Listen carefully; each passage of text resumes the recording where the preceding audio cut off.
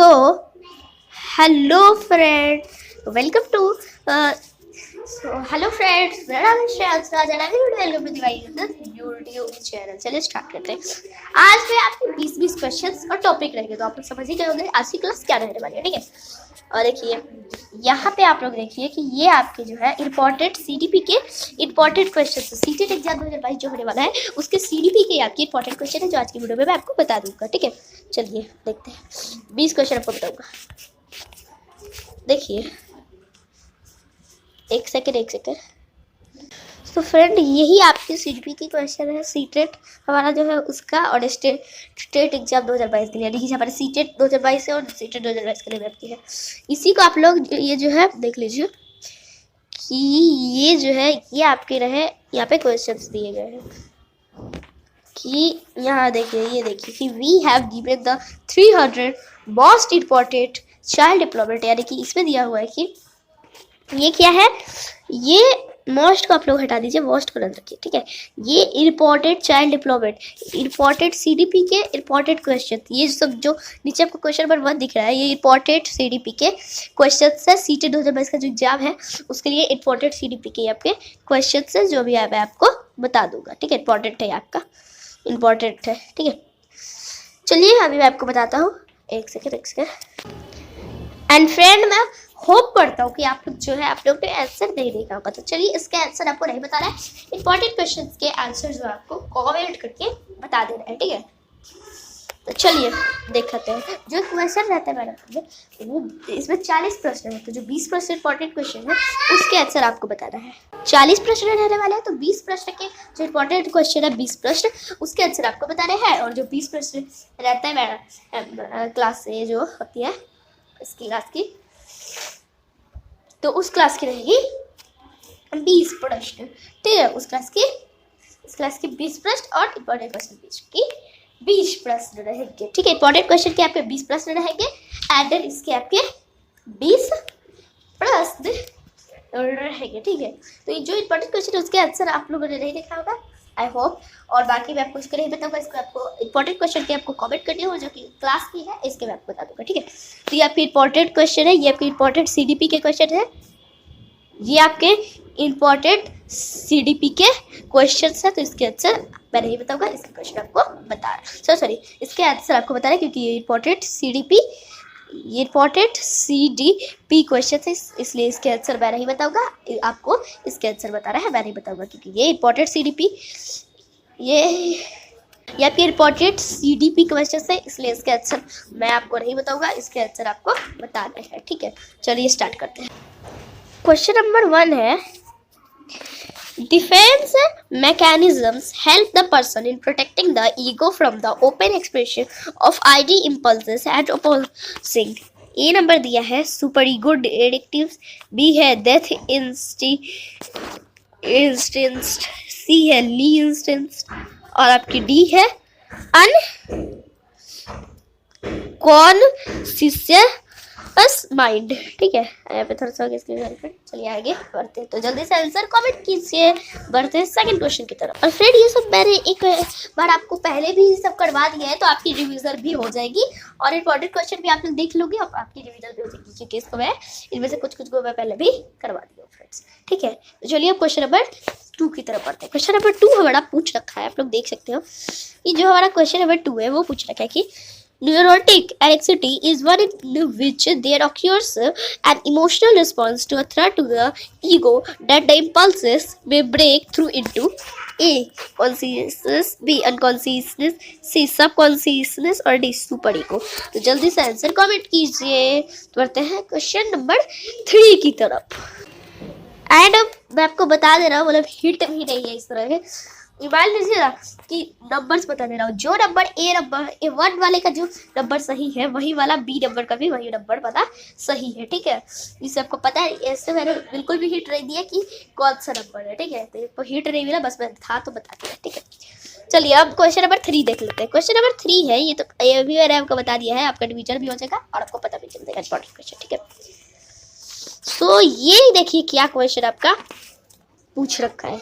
A young woman, after fighting with her husband, returned to her parents home only to allow your parents to be here and fulfill their every wish like that of a child. This is an illustration of A.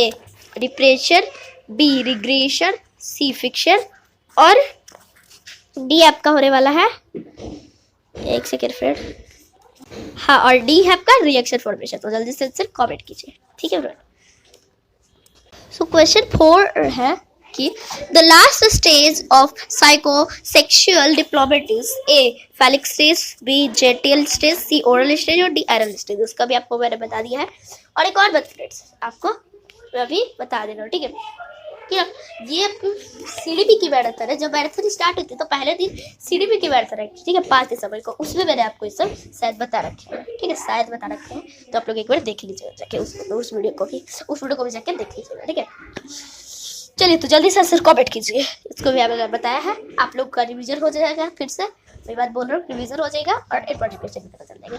अब बढ़ते हैं question number 5 की तरफ। So question number 5 आपका पूछ रखा है कि ये है Sigmund Freud has regarded the first 3 stages of psychosexual development, i.e. the period of 5 or 6 years of life, to be decisive for the formation of चलिए देखते हैं। A intelligence, B personality, C emotion, D ego, ठीक है। जल्दी से answer comment किए। बढ़ते 6 question की तरफ। ये भी आपकी वही बात है, लेकिन अब मैं बात बोलूँगा नहीं, अब आप लोग करिएगा, ठीक है। मैंने थोड़ी बार बोल दिया, वो मैंने डिसाइड नहीं किया था कि कब कितना क्वेश्चन पे बोलना है, बट मैंने थोड़ा सा बोल दिया ताकि आप लोग समझिए कि कौन सा मैं पढ़ाने को। और कमेंट उसको भी कर दीजिएगा उसी कमेंट में इस साथ ही। आप लोग एक एडिशनल से कमेंट 2 कमेंट कर सकते हैं, ठीक है। तो उसमें कोई दिक्कत नहीं होती है, ठीक है। अब क्वेश्चन 6 की तरफ बढ़ते हैं। क्वेश्चन 6 देख लेते क्या है। Question 6 है the superego is the equivalent of what is more commonly known as the A conscience, B personality, C libido और D narcissism। तो अब जब होगा भी तो मैं नहीं आपको बोलूँगा, ठीक है। जब होगा भी ना कि पहले मैं कर दिया डिवीजन हो जाएगा इंपॉर्टेंट क्वेश्चन, तो होगा भी ना तो भी मैं नहीं बताऊँगा, ठीक है। ये आपका पहले भी बोल दिया था, अभी भी बोल रहा हूँ, ठीक है। क्वेश्चन 5 में भी बोला था, अभी भी बोल दे रहा हूँ, ठीक है। जल्दी से आंसर कमेंट कीजिए। बढ़ते हैं 7th क्वेश्चन की तरफ। सो आपका 7th क्वेश्चन है, 7th क्वेश्चन है according to Freud the negative Oedipus complex may lead to A heterosexuality, B homosexuality, C narcissism, या ये वाला D नंबर वाला फिर यही पे C में दिया हुआ इसमें, और D castration। जल्दी से आंसर कमेंट कीजिए। बढ़ते हैं 8th क्वेश्चन की तरफ। सो आपका 8 क्वेश्चन पूछ रखा है, जो आपका 8 फ्रेंड। सो फ्रेंड आपका 8 क्वेश्चन देखिए क्या पूछा है। ये आपका 8 क्वेश्चन है, ठीक है। आपने 7th क्वेश्चन का आप आंसर नहीं देख पाएंगे फ्रेंड, मैं ब्लर कर दूंगा उसको, ठीक है। मैं ब्लर कर दूंगा, आप लोग नहीं दे पाएंगे, ठीक है। 8th question है the idea of developmental stages was borrowed from Freud, A biology, B sociology, C anthropology और D physics। तो जल्दी से आंसर कमेंट कीजिए। बढ़ते हैं 9th क्वेश्चन की तरफ। सो आपका 9th क्वेश्चन जो है वो पूछ रखा है ये कि ड्रीम्स रिप्रेजेंट डिमांड और विशेष stemming from the A unconscious, B conscious, C preconscious और D डेथ इंस्टिंक्ट। तो जल्दी से आंसर कमेंट कीजिए। बढ़ते हैं 10th क्वेश्चन को। एक बार अच्छे से बता दे रहा हूँ कि इसका होगा डेथ इंस्टिंक्ट, INSTINCT, ठीक है। देखिए सो अब आपका 10th क्वेश्चन है in A special book Freud analyzed the psychology of error and found the source of error in the conflict between A ego and superego, B unconscious wish and conscious censorship, C conscious wish and unconscious censorship, D ego and preconscious। तो जल्दी से answer comment कीजिए। बढ़ते हैं 11th question की तरफ। सो 11th question है, so friends इसका भी आंसर ब्लर कर दूंगा मैं, आप लोग को नहीं दिख पाएगा। 11th क्वेश्चन है which is the place where the child cognitive development is defined in the best way, ठीक है। A auditorium, B home, C playground and D school and classroom environment। जल्दी से आंसर कमेंट कीजिए। बढ़ते हैं 12th question की तरफ।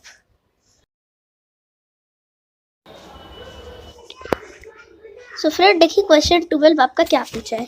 Question 12 बड़ा सिंपल सा था। क्वेश्चन 12 देखिए क्या है। क्वेश्चन 12 है which of the following is not related to the social psychological needs of the child. A, regular animation of waste product from the body.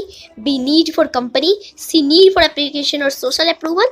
और 4 नंबर आपको मैं बता देता हूँ अभी और 4 नंबर है नीड फॉर इमोशनल सिक्योरिटी। तो जल्दी से आंसर कमेंट कीजिए, ठीक है। बढ़ते हैं 13 क्वेश्चन की तरफ। 13 क्वेश्चन है mind mapping refers to A drawing the picture of the mind, B researching the functioning of the mind, C a technique to enhance comprehension, D a plan of action for an adventure. तो जल्दी से answer comment कीजिए। बढ़ते हैं 14th question की तरफ। अब आपका 14th क्वेश्चन है ये आपके सामने, ये है आपका 14th क्वेश्चन, ठीक है। 14th क्वेश्चन आपका ये है A teacher should make an attempt to understand the patternities of his student. Which of the following fields is related to this objective? A. Media psychology, B. Educational psychology, C. Educational sociology और D. Social philosophy। तो जल्दी से answer comment कीजिए। बढ़ते हैं 15th question की तरफ। सो देखिए आपका 15th क्वेश्चन जो है वो है Children actively construct their understanding of the world is a statement attributed to A. Kohlberg, B. Skinner, C. Piaget और D. Pavlov। तो जल्दी से आंसर कमेंट कीजिए। बढ़ते हैं 16th क्वेश्चन की तरफ। सो अब देखिए अब आपका 16th क्वेश्चन है कि 16th क्वेश्चन है Irfan breaks toys and dismantles them to explore their corporates. What would you do? In A. Never let Irfan play with toys. B. Always keep a close watch. C. Encourage his inquisitive nature and channel hierarchy. D. Make him understand that toys should not be broken. यहाँ पे हो गया ना, sorry फिर इसके लिए। What would you do? ठीक है। तो जल्दी से आंसर आप लोग कमेंट कर दीजिए। जल्दी से आप लोग आंसर कमेंट कीजिए। बढ़ते 17th क्वेश्चन की तरफ। देखिए आपका 17th क्वेश्चन जो है वो पूछ रखा है A child starts to cry when his grandmother takes him from his mother's lap. The child cries due to A. Social anxiety, B. Emotional anxiety, C. Stranger anxiety और D. Separation anxiety। तो जल्दी से answer comment कीजिए। बढ़ते हैं 18th question की तरफ। So 18th question है Which of the following statements is correct in relation to concept formation by a child? A. Concepts are emotionally ordered. B. There is a set pattern of concept deployment. C. Concepts are not hierarchical in nature. D. Concepts are not individual। तो friends जल्दी से answer comment कीजिए। बढ़ते हैं 19th question की तरफ। सो 19th question है Which of the following is not a component of cognition? A. Feelings, B. Thoughts, C. Attention और D. Perceptions। तो जल्दी से आंसर कमेंट कीजिए। अब हम लोग इम्पोर्टेंट क्वेश्चन के लास्ट क्वेश्चन 20 क्वेश्चन की तरफ बढ़ते हैं। फ्रेंड्स ये बहुत ज़्यादा बड़ा है तो इस वजह से मुझे हटाने की ज़रूरत भी नहीं पड़ी, मतलब सॉरी फ्रेंड्स छुपाने की जरूरत नहीं पड़ी। चलिए अब देखते हैं 20 क्वेश्चंस को, ठीक है कि हमारा 20 क्वेश्चन क्या है। 20 क्वेश्चन है of the following the greatest advantage of interdisciplinary instruction is that A. Students are less likely to develop or dislike for particular topics of different subjects access. B. Teachers are permitted greater flexibility in planning lessons and activities. C. Students are given opportunities to generalize and apply newly learned knowledge in multiple texts. Or D. Teachers are less likely to feel overwhelmed by the multiplicity of topics needed to be addressed in a traditional curriculum। ठीक है तो यहाँ पे हो गया sorry friend. चलिए आगे बढ़ते हैं और जल्दी से आप लोग आंसर को कमेंट कर दीजिए क्या होगा। चलिए अब मैं आपको टॉपिक के बारे में बताऊंगा, ठीक है। जल्दी से 20 कर दीजिए, ठीक है। चलिए देखिए सो आज का आपका टॉपिक जो रहने वाला है वो आपका टॉपिक आज का रहेगा सीखने के संज्ञानवादी सिद्धांत। सीखने के संज्ञानवादी सिद्धांत, ठीक है। कॉग्निटिव थ्योरी ऑफ लर्निंग आज का आपका रहने वाला है कॉग्निटिव थ्योरी। चलिए स्टार्ट करते हैं। देखिए सबसे पहले आप लोग देखिए कि सीखने के संज्ञानवादी सिद्धांत कॉग्निटिव थ्योरी ऑफ लर्निंग, ठीक है। इसमें पहला आ गया है हमारे सामने, फर्स्ट हमारा आ गया है सूचना प्रसंस्करण सिद्धांत। क्या है? सूचना प्रसंस्करण सिद्धांत। यहाँ पे हमारा आ गया है सूचना प्रसंस्करण सिद्धांत।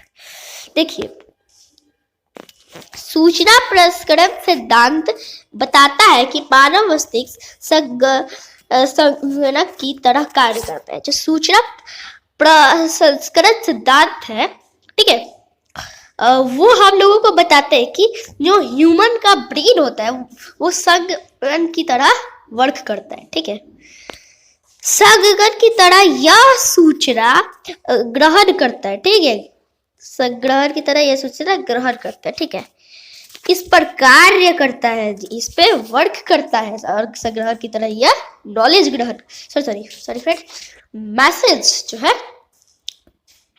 सूचना जो है इंफॉर्मेशन जो है वो ग्रहण करता है। ठीक है, और इस पर वर्क करता है।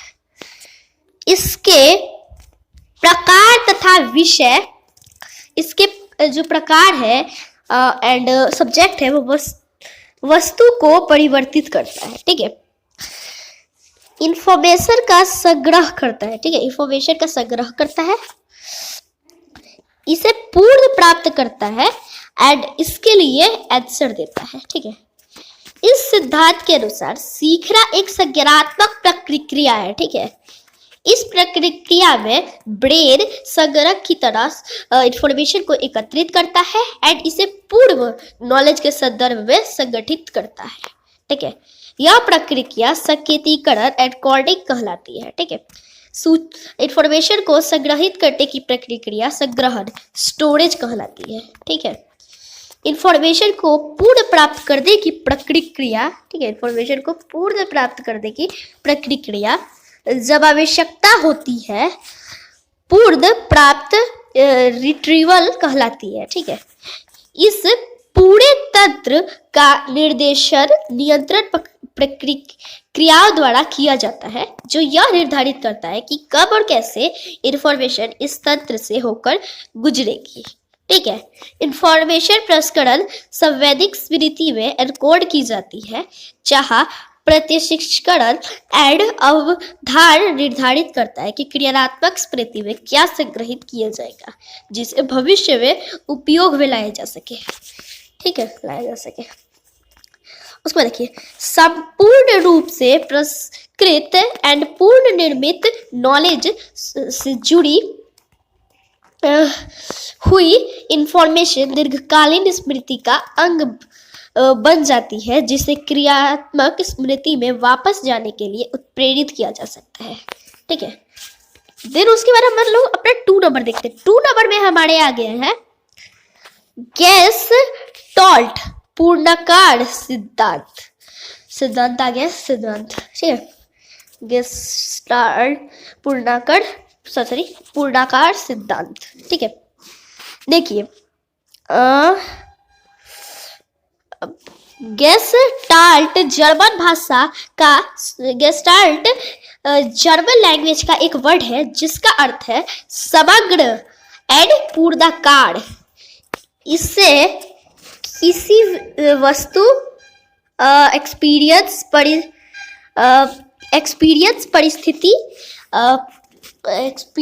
परिस्थिति या प्रॉब्लम की समग्रता का बोध होता है। ठीक है, गेस्टाल्टवादी मानते हैं कि जब हम किसी समस्या का प्रत्यक्षीकरण करते हैं तो हम इसे अंशों में विश्लेषित नहीं करते, वरन हम इसके संपूर्ण का प्रत्यक्षीकरण करते हैं। ठीक है, यहाँ पे संपूर्ण का प्रत्यक्षीकरण करते हैं। अंशों में विश्लेषित करने से वस्तु की समग्रता नष्ट हो जाती है। ठीक है, व्यक्ति किसी वस्तु को एक इकाई में ग्रहण कर उसके भिन्न भागों पर प्रकाश डालता है। इंसान जो है, ह्यूमन जो है, वो किसी वस्तु को एक इकाई में ग्रहण कर उसके भिन्न भागों पर प्रकाश डालता है। किसी वस्तु को उसके पूर्ण रूप में देखने और समझने के बाद उसके भागों का स्टडी करना अधिक सुगम होता है। ठीक है, सुगम होता है। अब देखते हैं, उसके बाद दिया हुआ है कि यहाँ पे देखिए, ये दिया हुआ है उसके बाद कि जो है तर्कवादी सीखने को एक उद्देश्यपूर्ण अन्वेषणात्मक तथा रचनात्मक प्रक्रिया मानकर चलती है। उनके अनुसार सीखने वाला जो द्वितीय सेमेस्टर प्रथम पाठ से कुछ सीख रहा होता है, ठीक है, देखिए यहाँ ये सीख रहा होता है, उसका समग्र रूप में प्रत्यक्षीकरण करता है, ठीक है, एंड उसमें निहित संयोजनों का सही ढंग से विश्लेषण करता है, ठीक है। ह्यूमन का जो है एनवायरमेंट के प्रति अवबोध एंड बुद्धिमत्तापूर्ण उचित अनुक्रिया व्यक्त करने की योग्यता अंतर्दृष्टि कहलाती है। अंतर्दृष्टि एक ऐसी मानसिक एबिलिटी है जिसके द्वारा किसी प्रॉब्लम का हल अचानक ही ब्रेन में आ जाता है। पूर्णाकार में अंतर्दृष्टि निहित होती है, किसी प्रॉब्लम का पूर्ण रूप में प्रत्यक्षीकरण, ठीक है, किसी समस्या का पूर्ण रूप में प्रत्यक्षीकरण, ठीक है, जो इसका प्रत्यक्षीकरण होता है वो प्रत्यक्षीकरण, इसके समाधान हेतु सूझ या अंतर्दृष्टि का जो है निर्माण करता है, सृजन करता है, ठीक है। और जिसमें प्रॉब्लम या परिस्थिति के भिन्न उद्दीपनों का पैटर्न युगपत बनता है, जिससे अचानक ही जो है प्रॉब्लम का सॉल्यूशन निकल आता है, ठीक है। कोहलर के अनुसार अंतर्दृष्टि का अर्थ सॉल्व को एकाएक पकड़ लेना है, जिसमें ऐसी प्रक्रिया आरंभ होती है जो परिस्थिति के अनुसार चलती रहती है, ठीक है। पूर्णाकारवाद के नियम यानी कि पूर्णाकारवाद के रूल्स, देखिए एक ना है बड़ा ये संरचनात्मकता, ठीक है, एक नंबर है। इस रूल के अनुसार ह्यूमन किसी प्रॉब्लम या परिस्थिति के भिन्न उद्दीपनों के युगपत को एक निश्चित संरचना के रूप में देखता है, जिससे उसमें प्रॉब्लम के समाधान हेतु अंतर्दृष्टि विकसित होती है, ठीक है। 2 नंबर बड़ा है समानता। देखिए जो वस्तुएं आकार में समान होते हैं वे दूसरे वस्तुओं के ग्रुप से पृथक दिखाई देते हैं, ठीक है। 3rd बड़ा है सारिध्य। इस रूल के अनुसार जो वस्तुएं पास होती है वे एक ग्रुप में दिखाई देती है, ठीक है। ये रेखाएं आपस में सारिध्य के कारण रेखाओं के 3 ग्रुप के रूप में दिखते हैं, ठीक है। अब देखिए बढ़ते हैं यहाँ पे, ये आ गया एक नंबर में हमारा ये संवरण क्लोजर, ठीक है, संवरण क्लोजर 1 नंबर पे आ गया। 4 रेखाएं खींची गई है, ठीक है, 4 रेखाएं खींची गई है, परंतु वे एक चतुर्भुज के समान दिखाई देती है, क्योंकि हमारा ब्रेन इन रेखाओं के बीच के रिक्त स्थान का अवलोकन नहीं करता, ठीक है। उसके बाद देखिए गेस्टाल्ट की अधिगम्य भूमिका। देखिए गेस्टाल्ट की सीखने में भूमिका के संदर्भ में कोहलर एंड कॉफा के प्रयोग विशेष रूप से प्रसिद्ध है, ठीक है। एंड उसके बाद देखते हैं कोहलर ने अपने प्रयोगों से यह दिखाया है कि जो ह्यूमन है, मनुष्य है, मानव है, प्रयत्न एंड भूल द्वारा नहीं सीखता, वरन जब कोई नई प्रॉब्लम उत्पन्न होती है, आती ही है, तो वह परिस्थिति का अवलोकन करता है एंड अपने उद्देश्य की पूर्ति ध्यान में रखकर इसका पूर्ण रूप में प्रत्यक्षीकरण करता है, ठीक है। यह प्रक्रिया तब तक चलती रहती है जब तक वह प्रॉब्लम का समाधान या उद्देश्य की पूर्ति न कर ले, ठीक है। इस प्रकार के सीखने को अंतर्दृष्टि अथवा सूझ द्वारा सीखना कहते हैं, ठीक है।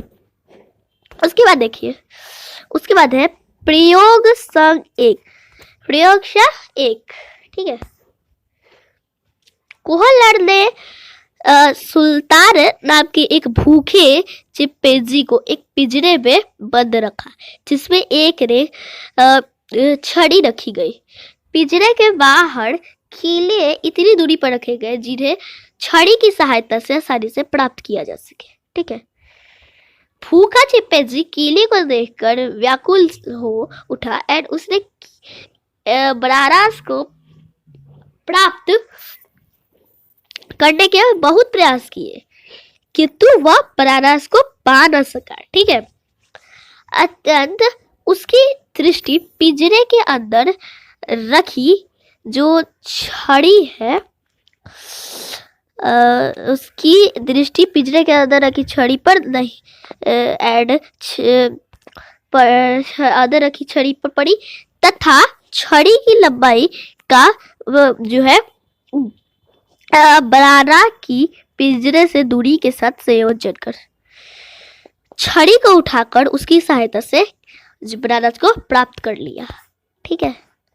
कर लिया, ठीक है। उसके बाद देखिए प्रयोग सन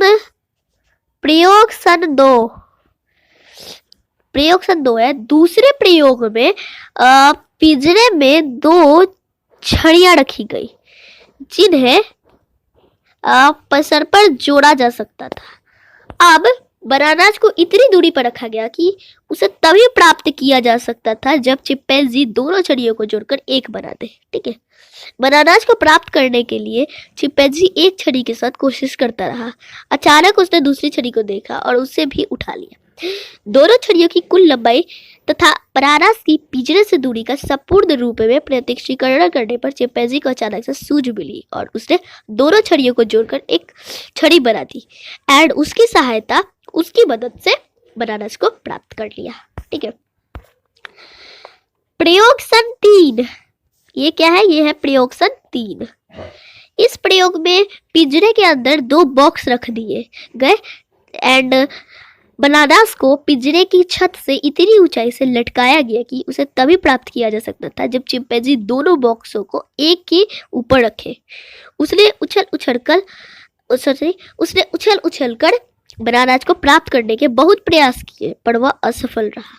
उसके बाद वह एक बॉक्स के ऊपर चढ़कर केले को बनानास को पकड़ने का प्रयास करने लगा पर उसे सफलता नहीं मिली। अनायास ही उसकी दृष्टि दूसरे बॉक्स पर पड़ी। उसने एक बक्स को दूसरे बॉक्स के ऊपर रखा एंड बनानास को प्राप्त कर लिया। उसके बाद देखिए इस प्रकार कोहलर के प्रयोग ने यह सिद्ध कर दिया कि ह्यूमन या चिंपैंजी जैसे जानवर किसी प्रॉब्लम या परिस्थिति के भिन्न अंगों के मध्य संयोजन तथा संबंध स्थापित कर इसका पूर्ण गठन करते हैं, ठीक है। पूर्ण गठन करते हैं जिससे प्रॉब्लम के समाधान हेतु अचानक अंतर्दृष्टि या सूझ का डेवलपमेंट होता है, ठीक है। उसके बाद देखिए उसके बाद है गेस्टाल्टवाद व पूर्णाकारवाद एवं एजुकेशन। अधिगम वातावरण, अधिगम इन्वायरमेंट। टीचर द्वारा इस प्रकार का अधिगम इन्वायरमेंट प्रस्तुत किया जाना चाहिए कि जो चिल्ड्रेन है ना कि जो चिल्ड्रेन है वह स्वयं सीखने के लिए प्रेरित हो, वो ठीक है, स्वयं सीखने के लिए क्या हो, वो प्रेरित हो, ये सब करना चाहिए। वह किसी प्रॉब्लम के भिन्न पक्षों का एक युग्म या इकाई के रूप में अवलोकन करे जिससे उसमें प्रॉब्लम के निदान हेतु अंतर्दृष्टि विकसित हो। देखिए उसके बाद है हमारा पूर्ण प्रॉब्लम। अब देखिए टीचर द्वारा किसी प्रॉब्लम चैप्टर को पूर्ण रूप में प्रस्तुत किया जाना चाहिए ताकि चिल्ड्रंस को उस प्रॉब्लम या चैप्टर का संपूर्ण नॉलेज प्राप्त हो एंड उसमें अंतर्दृष्टि उत्पन्न हो। उसके बाद देखिए पाठ का संगठन, चैप्टर का संगठन। टीचर को चैप्टर का संगठन इस प्रकार करना चाहिए कि वह संपूर्णता प्राप्त कर ले एंड चिल्ड्रंस में अंतर्दृष्टि उत्पन्न करने योग्य बन जाए। ठीक है, अब उसके आगे देखिए, उसके आगे है सामान्यीकरण। टीचर को क्लास में पढ़ाए गए भिन्न तथ्यों का सामान्यीकरण करना चाहिए ताकि चिल्ड्रन जो है चैप्टर की सब्जेक्ट वस्तु को संपूर्ण रूप से एक्सपीरियंस कर सके। उपयुक्त विवेचना से यह निष्कर्ष निकलता है कि गेस्टलावाद सीखने के व्यवहारवादी सिद्धांतों पर आघात करता है। यह सूझबूझ के जनरल नॉलेज द्वारा सीखने पर बल देता है। यदि चिल्ड्रन किसी एक्सपीरियंस या वस्तु को संपूर्णता में ग्रहण करता है तो उसमें उस वस्तु से क्वेश्चंस को सॉल्व करने की अंतर्दृष्टि उत्पन्न होती है। अभी आगे की तरफ बढ़ते हैं। आपका ये हो गया टॉपिक। अब मैं आपको इस और 20 क्वेश्चंस बता दूंगा एंड उसके बाद वीडियो खत्म हो जाएगी। फ्रेंड्स देखिए, यहाँ पे प्रीवियस ईयर है बट आप लोग इसी को क्वेश्चन मान लीजिए, ये क्लास का क्वेश्चन है। ठीक है, तो चलिए यहाँ का फर्स्ट क्वेश्चन है। जो पहला क्वेश्चन देखने को हम लोगों के सामने आ गया है, ये क्वेश्चंस है, इंपॉर्टेंट क्वेश्चन नहीं है, इसके आंसर्स जो है मैं आपको बता दूंगा, क्योंकि ये क्वेश्चन है, इसके आंसर मैं आपको बता दूंगा। चलिए देखते हैं। सबसे पहले 1 नंबर क्वेश्चन जो हमारा है, 1 नंबर क्वेश्चन है, सुविधाहीन और वंचित ग्रुप्स के शिक्षार्थियों को संबोधित करने के लिए एक टीचर को क्या करना चाहिए? To address the learners from disadvantaged and deprived groups, a teacher should a सभी स्टूडेंट्स में अपनेपन की भावना को बढ़ावा देना चाहिए, foster a sense of belonging among all students, सभी छात्रों में। ठीक है। बी, छात्रों के कमजोरी को सबसे सामने उजागर करना चाहिए, highlight the weakness of students in front of all. उसके बाद देखिए सी, इनको एक अलग संख्या ही में पढ़ाना चाहिए, teach this students in a separate section only. And हमारा लास्ट डी नंबर आ गया है, सभी छात्रों के लिए मानकीकृत पाठ्यक्रम का प्रयोग करना चाहिए, use standardised curriculum for all students. ठीक है, इसका आंसर हमारा एकदम सही है, यानी कि सभी छात्रों में अपनेपन की भावना को बढ़ावा देना चाहिए। ठीक है, तो अब हम लोग का क्वेश्चन नंबर 2 आ गया है। ठीक है, क्वेश्चन नंबर 2 आ गया। ये क्या है? ये आपका 2 नंबर क्वेश्चन है। छात्रों में भय का भाव, फियर अमॉन्ग स्टूडेंट्स। ये है अधिगम में काफी सुधार करना है, इम्प्रूव लर्निंग साइंटिफिकली। बी, अधिगम के हानिकारक है, इज डिट्रीमेंटल टू लर्निंग। सी, अधिगम के लिए आवश्यक है, इज इंस्टेंशियल लर्निंग। डी, अधिगम पर कोई प्रभाव नहीं डालता है, does not have any impact on learning. तो हमारा बी नंबर एकदम सही है, यानी अधिगम के हानिकारक है। ठीक है, बढ़ते हैं थर्ड क्वेश्चन की तरफ। आपका थर्ड क्वेश्चन यहाँ पे है, ये आपका थर्ड क्वेश्चन है जो कि यहाँ पे है। थर्ड क्वेश्चन है, एक समावेशी व्यवस्था में कौन किसकी जरूरतों के अनुसार यथोचित संयोजन करता है? In an inclusive setup, blank makes reasonable accommodation as per the needs of the A, अभिभावक स्कूल की जरूरतों के अनुसार, पेरेंट्स स्कूल। बी, स्कूल छात्र की ज़रूरतों के अनुसार, स्कूल स्टूडेंट्स। सी, छात्र स्कूल की ज़रूरतों के अनुसार, स्टूडेंट्स स्कूल। डी, छात्र शिक्षक की ज़रूरतों के अनुसार, स्टूडेंट्स टीचर। तो हम लोगों का जो है यहाँ पे इसका होने वाला है थर्ड क्वेश्चन हम लोगों का, तो बी हमारा होगा स्कूल, छात्रों की ज़रूरतों के अनुसार, स्कूल और स्टूडेंटों का। ठीक है, होगा inclusive setup, student school makes reasonable accommodation as per the needs of the school. ये आपका कौन सा था, आप लोग एक बार शुरू से देख लेते हैं। 1 नंबर है, ये 2 नंबर है और ये 3rd नंबर है। 3rd नंबर था आपका, ये आपका 3rd नंबर है। 4th क्वेश्चन की तरफ बढ़ते हैं। 4th क्वेश्चन आ गया।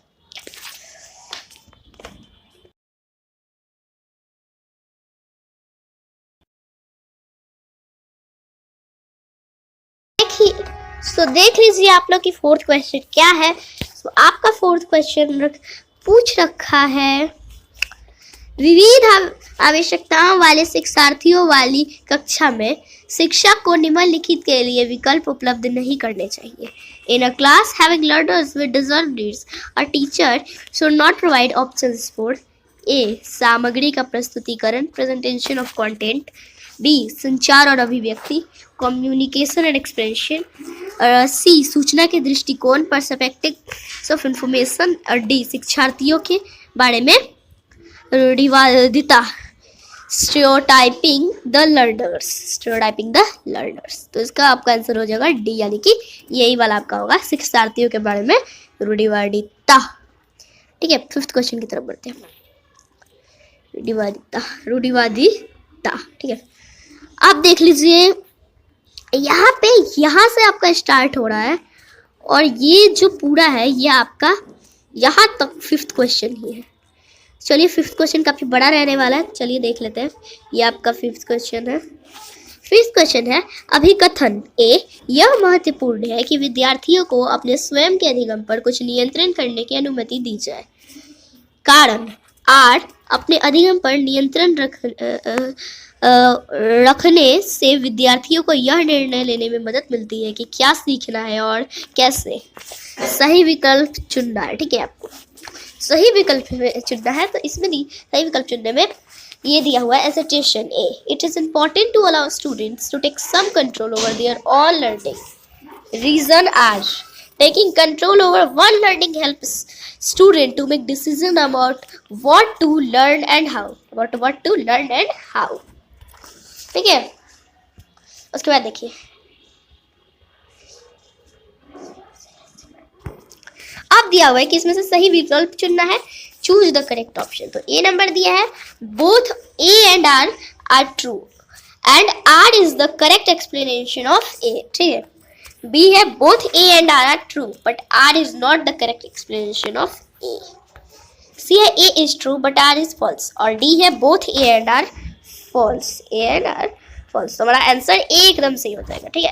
ए हमारा सही हो जाएगा। ये जो ए और आर है वो दोनों ही ट्रू है, ठीक है। और जो लेकिन जो है आर जो है वो करेक्ट एक्सप्लेनेशन है ए का, ठीक है। चलिए बढ़ते हैं 6th क्वेश्चन की तरफ। देखिए 6th क्वेश्चन हमारे सामने आ गया। ये क्या है, ये आपका 6th क्वेश्चन है। 6th क्वेश्चन है, बच्चे किस तरह सीखते हैं। चिल्ड्रन लर्न बाई, पहला है पढ़कर रीडिंग, सुनाकर लिसनिंग, देखकर सीइंग और क्रिया करके डूइंग। तब इसमें से कौन सा सही हो जाएगा, ठीक है। ए है 1 2 सही होगा, बी 1 2 3, सी 1 3 4 और डी 1 2 3 4। तो डी सही है, 1 2 3 4, 1 2 3 4 सही हो जाएगा। यानी कि पढ़ कर, सुन कर, देख कर, क्रिया करके, सब करके जो है बच्चे सीखते हैं, ठीक है। आप देख लेते हैं, आप लोग तो कभी कभी सुने ही होंगे कि सब कुछ करते के सीखते हैं, चंडीगढ़ में भी बुजुर्ग सब। देख लीजिए, मैं देख ले रहा हूँ कि क्या 6th क्वेश्चन है। तो एक बार हम लोग फिर से ऊपर की तरफ चलते हैं, यहाँ से हमारा है ये 1st क्वेश्चन, 2nd क्वेश्चन। सबसे पहले तो एक क्वेश्चन क्या करी इधर उधर, वैसे तो नहीं ही होगा इधर उधर, बट अगर गलती से हो जाए तो फ्रेंड्स प्लीज माफ़ कर दीजिएगा, ठीक है। अब देखिए ये आपका 7th क्वेश्चन है, जो है दिव्यांग छात्रों की शिक्षा के संदर्भ में निम्नलिखित में से किस प्रावधान को राष्ट्रीय शिक्षा नीति 2020 द्वारा बढ़ावा नहीं दिया गया है। Which of the following has not been promoted by National Education Policy 2020 in context of education of students with disabilities? A है उपयुक्त इमारती ढांचा, appropriate infrastructure। उसके बाद B है उपयुक्त इमारती ढांचा, 1-on-1 टीचर्स एंड ट्यूटर्स। सी है अनिवार्य विशेष शिक्षा कंपल्सरी स्पेशल एजुकेशन, और डी है उपयुक्त तकनीकी सुविधाएं सुटेबल टेक्नोलॉजिकल इंटरवेंशंस। तो सी एकदम सही है, अनिवार्य विशेष शिक्षा कंपल्सरी स्पेशल एजुकेशन। ठीक है फ्रेंड, देखिए आपका 8 क्वेश्चन जो है यहाँ पे आप लोग देख सकते हैं, ये आपका 8 क्वेश्चन है कि एक शिक्षक को उन गतिविधियों को बढ़ावा देना चाहिए जो ब्लैंक हो। गतिविधियों को बढ़ावा देना चाहिए जो ब्लैंक हो। A teacher promote activities which are A अस्पष्ट एम्बिगुअस, बी सांस्कृतिक रूप से उपयुक्त कल्चरली एप्रोप्रिएट, सी अत्यंत जटिल एक्सट्रीमली कॉम्प्लेक्स, और डी अर्थहीन मीनिंगलेस। अर्थहीन यानी कि मीनिंगलेस। ठीक है, बी हमारा सही हो जाएगा। ठीक है, एक शिक्षक को उन गतिविधियों को बढ़ावा देना चाहिए जो सांस्कृतिक रूप से उपयुक्त हो। गतिविधियों को बढ़ावा देना चाहिए जो सांस्कृतिक रूप से उपयुक्त हो। ठीक है, ये होगा। चलिए 9th क्वेश्चन की तरफ बढ़ते हैं। अब आपके पास ये रहा 9th क्वेश्चन। ये जो क्वेश्चन आपका है ये आपका 9th क्वेश्चन है। अभिकथन ए, एक शिक्षक को छात्रों के बीच प्रॉब्लम समाधान नीतियों के डिप्लॉयमेंट की सुविधा प्रदान करनी चाहिए। कारण आर, प्रॉब्लम समाधान की रणनीतियाँ अधिगम में सुधार करती है और समालोचनात्मक चित्र को बढ़ाती है। सही विकल्प चुने, सही विकल्प चुने। ठीक है, तो उसके बाद एसर्टेशन ए, एसर्टेशन यानी ए, a teacher should facilitate the development of problem solving strategy among students। ठीक है, reason are problem solving strategy improve learning and foster critical thinking। इसमें से सही आंसर क्या होगा? ए है। both A and R are true and R is the correct explanation of A। B, both A and R are true but R is not the correct explanation of A। C, A is true but R is false। और D, both A and R are false। A और R दोनों सही है और R सही व्याख्या करता है A की। ठीक है, B, A और R दोनों सही है लेकिन R सही व्याख्या नहीं ही है A की। C, A सही है लेकिन R गलत है। D, A और R दोनों गलत है तो A सही है। ठीक है, A और R दोनों सही है और R सही व्याख्या करता है A की। ठीक है, बढ़ते हैं 10th क्वेश्चन की तरफ। तो 10th क्वेश्चन जो है वो ये आपका पूछा है, ये आपका 10th क्वेश्चन है जो पूछा है। समकालीन सिद्धांतकारों के अनुसार प्राथमिक रूप से एक ब्लैंक गतिविधि है। According to contemporary theories learning is primarily a blank activity. A यांत्रिक मैकेनिकल, बी व्यवहारवादी बिहेवियरिस्टिक, सी निष्क्रिय पैसिव, और डी सामाजिक सोशल।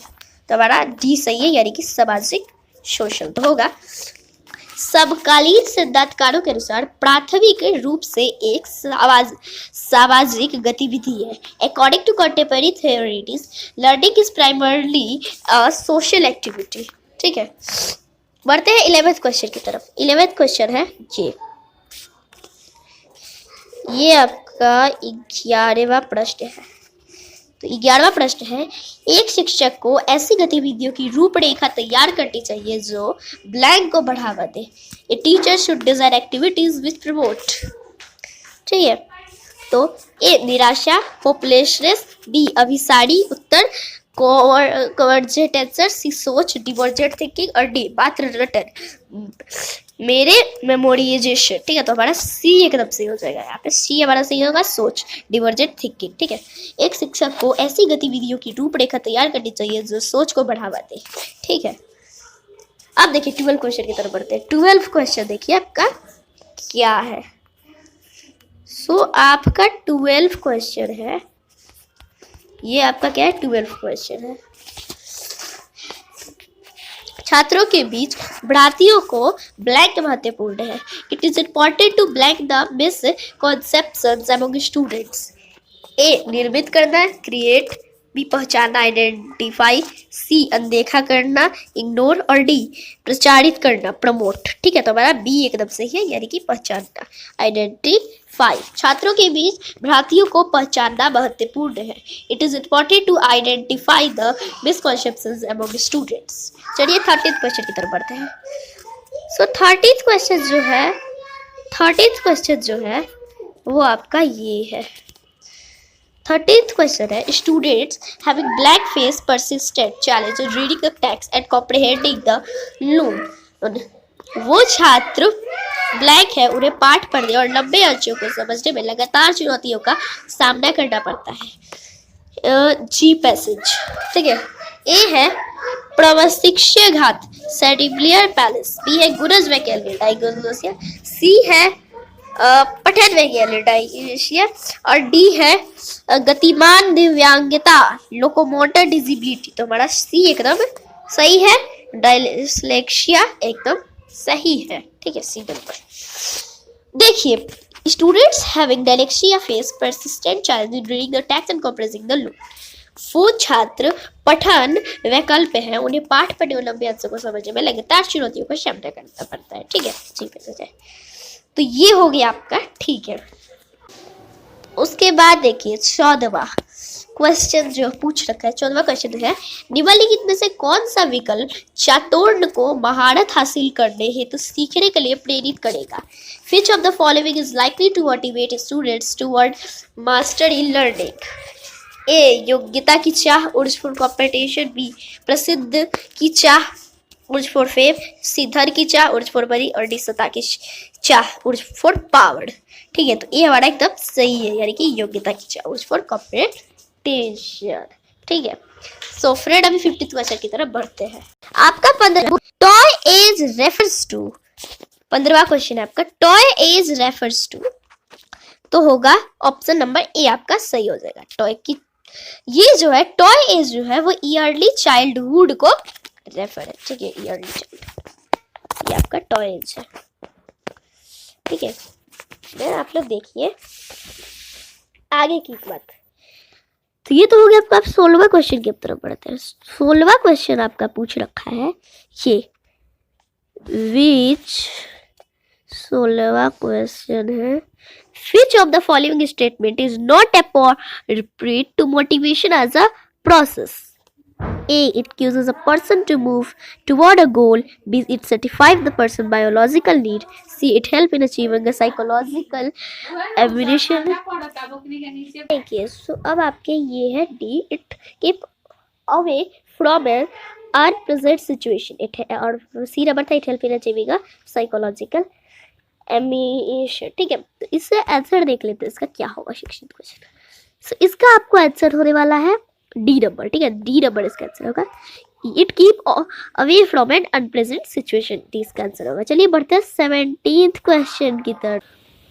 सो देखिए 17th क्वेश्चन है, A child write with his slash her left hand and is comfortable doing things with it. C slash he should, B A. discouraged, B. made to write with the left hand, C. allow he prefers, और D.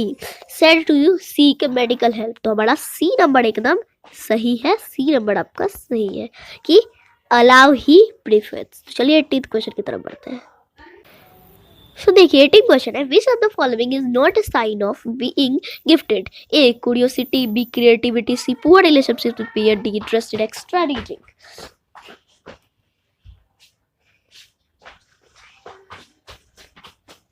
So option interest in extra reading D है, तो हमारा सी सही है, यानी कि poor relationship with peers. तो चलिए 19th क्वेश्चन की तरफ बढ़ते हैं।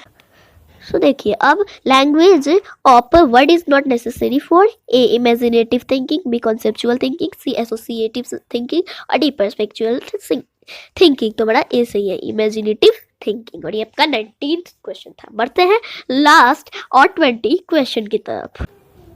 सो 20 क्वेश्चन है, which indicates the change in the quality और कैरेक्टर ऑफ ए चाइल्ड?